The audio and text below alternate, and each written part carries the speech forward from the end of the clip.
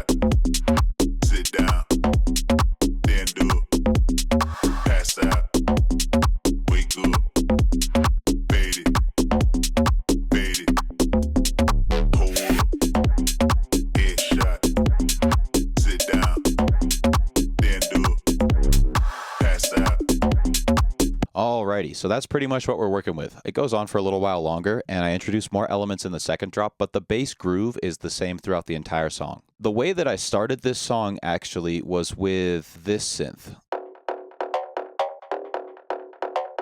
And I remember finding this preset and thinking that the way that it just had this snap was really, really nice. I ended up writing this little melody here, and that's what ended up becoming the bass line. But to figure out how I made that, if we look at the patch, I'll go ahead and unfreeze it. All it is, it's not even an oscillator, and there's some effects, but really not much is going on here. This is the XF Slice 3 from Attack's Miscellaneous, and it's key mapped. So that means when I press a different key, it's going to play that pitch. But this was a surprisingly simple patch, but that's how I made this sound, and that's ultimately how I wrote the bass line, was I just put this together and thought that this sounded nice.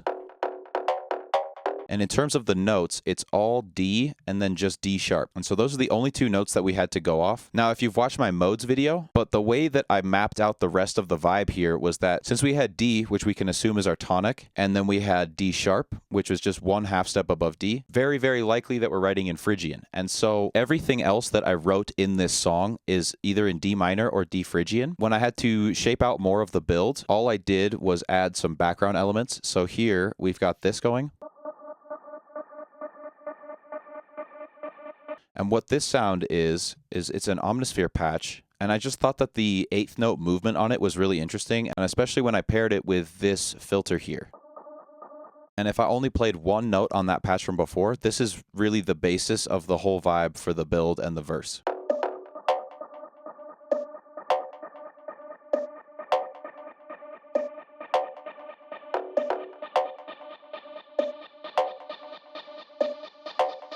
And so that way, it's just really simple elements that I had evolved throughout the entire length of the verse and the build here. The only other piece was this little, like, boop thing. And I think that this was just a sample. So the main thing was that I was really more focused on maintaining a rhythm here while not having too much energy in this scene, so that when we get to the drop, it can be really simple and still have a lot of movement. Now, with this part, this was just a nice artifact that I added, so that way it wasn't just completely dead silence here. And the way that you do this is, if you've seen my audio warp video, we take it into texture, and then we can change the grain size on the flux to start to get more of that artifacty kind of sound where it's been really stretched out. And then I added a little bit of processing, but really the main sauce of this sound is the texture warping mode. And then in terms of effects, we've just got some really simple risers here. So that is pretty much it for the main vibe of the verse and the build. But now that we've covered all of that, we can start to look at the drop here. So this is the drop that we will be breaking down.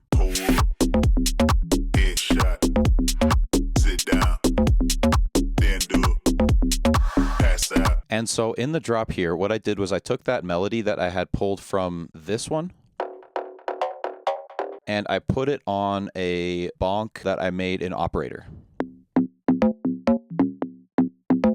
And I added one extra note right here but it's the same exact melody the entire time. And the reason I added this note is because it adds just a tiny bit of variation to it so that it's not just as repetitive. But when it comes to this style of writing house music, once you have your primary motif here, you're just going to want to stick with this and then add little changes right at the end. So to go through the sound design really quickly, I did 2 layers. So here's the top layer, and then here's the bottom layer. This is the sub. And you can see that I did not copy this note into the sub. And the reason that is because the sub is going to be a really big anchor point for the song. And so you just want that to be as simple as possible. Whereas with this top one here, we can do more fancy stuff. So like at this fill, I have it kind of echo out and then we put some drums over it. And if I did that echo on the sub as well, we would just start to get a lot of sub information, and chances are we'd run into problems and just don't want to deal with that. Now, in terms of the top one, I kept it really simple, and all I did was use just a 1-octave FM lead, and then pretty much just 1 OTT, and then I did a little bit of limiter, basic low cut. That's really about it. This one is just a really simple sound. Now with the sub, it's really subtle, but there's actually 2 different operators on the carrier here, and it doesn't change much, but it just helps busy the signal just a little bit more, so that way it's not just a pure sine wave. When you push them together in a glue compressor here, this is what you get. And I really liked how clean that these 2 sounded together. And so then we take the main motif from the mix in here, which is just these commands from the vocal, and layer them in pretty much the whole time. And the reason we can get away with such a repetitive bass line is because each of these is a different command. So it feels like we're hearing something new every time, when in reality, all we're doing is hearing the same piece of music over and over and over again. Now, in terms of variation throughout the song, there's really 4 sections here. There's the first part of the first drop, and this is just the bass groove and the drums and the vocals. Then there's this second part here, and we introduce back in 1 sound. And just that alone creates enough movement so that we can get to this third part here without feeling like we've overplayed our hand. And in this third part here, I add in this little bonk from before, as well as the dranks on every other beat that we don't have a command. So now we're starting to ramp up the energy so that we can get back out into the build again. So here's what this sounds like coming out of the first half of the drop into the second half.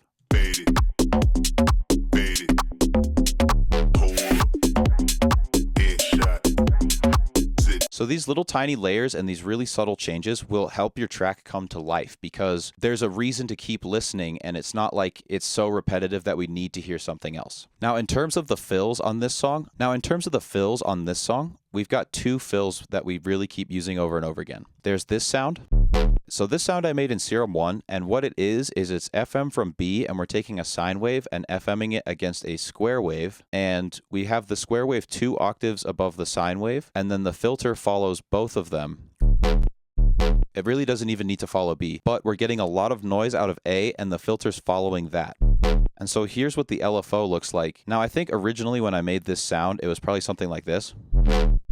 And it was just a row, but the movement of the sound came from the way that the LFO was shaped. And so if you can understand the way that the sound is being made within the patch, you can understand how you can change that to get what you want. And so here, this is just what I had in mind when I made this. Then we've got a little bit of multi-band, a little bit of tube, and then another filter just to help tame some of the highs, but really nothing super complicated. And the other one is this drum fill here.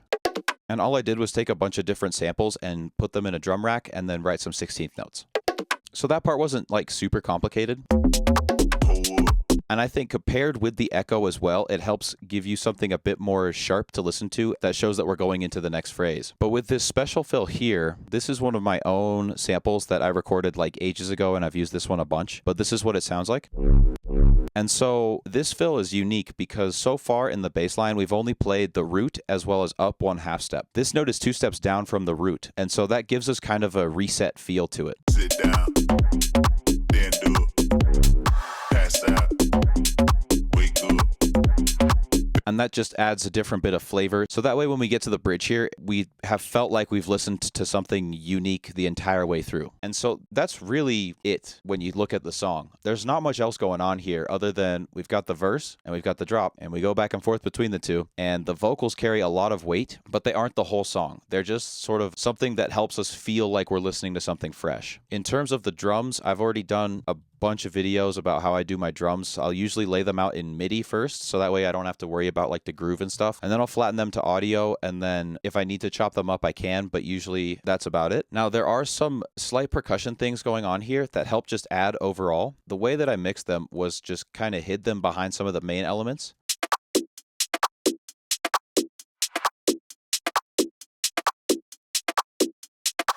There's really not that much crazy stuff going on here. This is really just sample selection, making sure that all the sounds fit. And the sounds that I added in the second half, I feel like helped push the song forward. So that way we don't really have to do something new. We can just kind of add on to what we already had. Now, just in terms of the processing here, I've started to change the way that I've been doing processing lately. But the way that I did it here was that I'll always leave my kick outside of any groups. So that way I have the most amount of control over it. And then I have all my drums in this group here. And then we've just got it going through a drummer and then a bit of a custom wash for the builds and stuff. And then pretty much the only thing on all of the groups is just sidechain against the kick. It really doesn't need to be that complicated. Yeah, I mean, all I've got is sidechain on the effects and the bass. Then for the mix and the master, the mix was pretty much done. And so for the master, all I needed was some volume out of it. So I put it into a glue compressor and then brought the threshold down until I felt like things were starting to duck each other a bit too much, and then brought it back a little bit of EQ just to add some highs back into it. The saturator is really not doing anything at all, and the limiter helps us squeeze out that last bit of volume.